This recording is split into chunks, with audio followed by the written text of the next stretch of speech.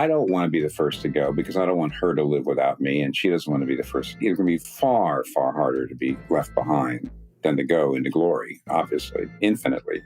Yeah, Kathy says if you get healed of the cancer, even if you get healed of the cancer, we're in our 70s. Something's going to come along. So we don't feel like at this point we have that problem of saying, Lord, why?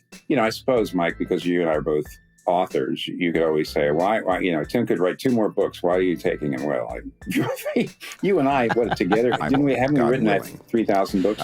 Number 2, though, I'm not this sure is not just for teachers of the Bible, but readers of the Bible, and not just for readers of the Bible, but for teachers of the Bible. So we're not only going to be useful, I think, for people who preach and teach, but we're also, I believe, going to be giving you things that you who are just simply reading the Bible and just seeking to understand it and have it change your life, you will be able to be helped too. But the third reason why I think this will be somewhat uniquely helpful is that when people talk about the gospel today, they tend to fall into one of 2 categories.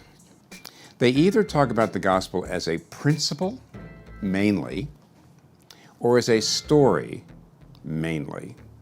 And they tend to downplay the other side. So, for example, how is the gospel a principle? Well, the principle is that we are saved not by our good works and by our moral performance, but by the grace of God through Jesus Christ. We're saved by Christ's work, not our work.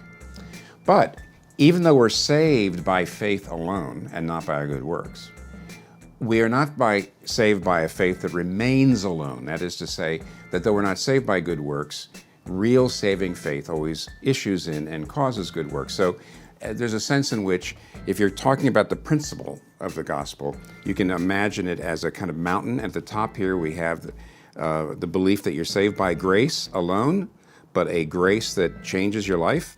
Down this side of the mountain is legalism, where they say, you're really saved by your good works. The death of Pastor Tim Keller has left a very big hole in the Gospel Coalition Church, where he served as vice president since 2005 and vice chairman of the board. Yes, and his funeral service is going to be conducted as far as the family gives us the right information. But for now, it should be noted and remembered that Tim Keller died of pancreatic cancer, which was diagnosed 3 years ago. He died at the age of 72 and died on 19th May 2023. The TGC interim president Sandy Wilson said that today the Christian world is in mourning for one of our great leaders has departed this life. Tim Keller was once in a century sort of person. There is no pastor I know in the last 100 years who did what Tim Keller did to take the Reformed faith to the street, to the church, and to the academy.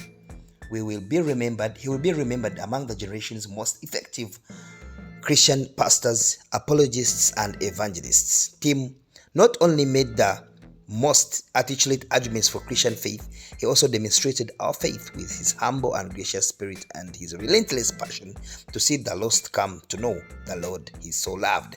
He planted the most amazing church New York City may ever have seen. He planted thousands of other churches globally through Redeemer City to City.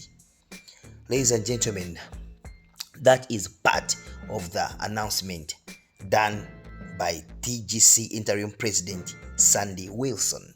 May the soul of Timothy Keller rest in eternal peace. As we wait for the funeral service updates, please let us keep praying for his family and his soul.